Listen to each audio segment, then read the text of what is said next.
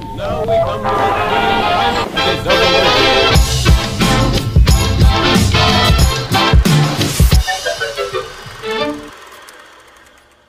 Gawa tayo ng simpleng recipe na adobong talong. Magandang tanghali sa inyong lahat mga kamamsi. So naglagay na tayo ng oil dito kasi magluluto na tayo ng ating pang-ulam. Simpleng ulam lang to mga kamamsi. Nag-slice na tayo ng talong. Ibinabad ko sa tubig para hindi siya umitim. So, okay na yung oil natin. Ayan, nilagay ko na yung ating talong. Prituhin na muna natin itong lahat.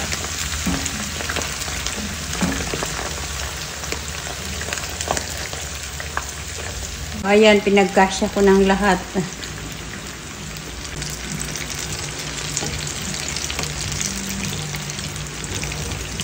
So, okay na yan mga kamamsi. Luto na at medyo golden brown na yung ating pinipirito na talong. So, ahonin natin to. Ayan mga kamamsi, nag-iwan lang ako ng konting oil. Since mainit na rin yung ating kawali, ilagay na natin yung ating bawang. 3 cloves of garlic. Sutay-sutay lang natin yan. Then, gumamit po ako ng 2 regular size na sibuyas. Yung iba pang toppings, yung isa isusutay natin dito.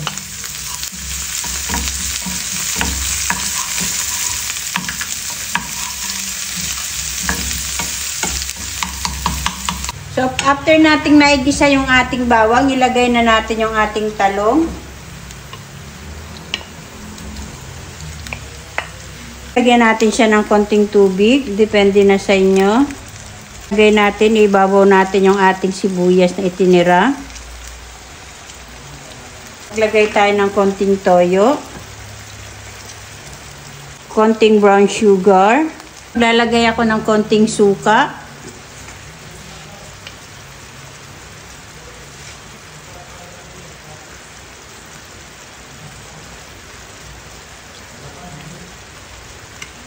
Huwag muna nating haluin, hayaan lang natin siya na kumulo.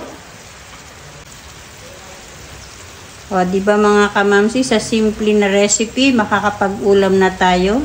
So, pwede na po natin yung haluin. Pakuluin lang natin siya, then tikman natin kung okay na yung lasa niya. So, tikman na natin mga kamamsi.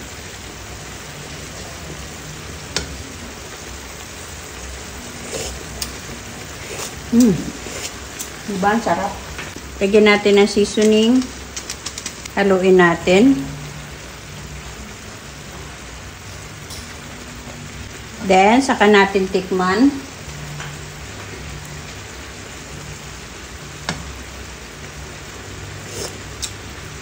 Okay na siya mga kamamsi. Tamang-tama na yung lasa niya. So, i-off na natin ang ating stove mga kamamsi. Ito na ang ating adobong talong. Ito na mga kamamsi. Luto na ang ating adobong talong. Kain po tayo mga kamamsi.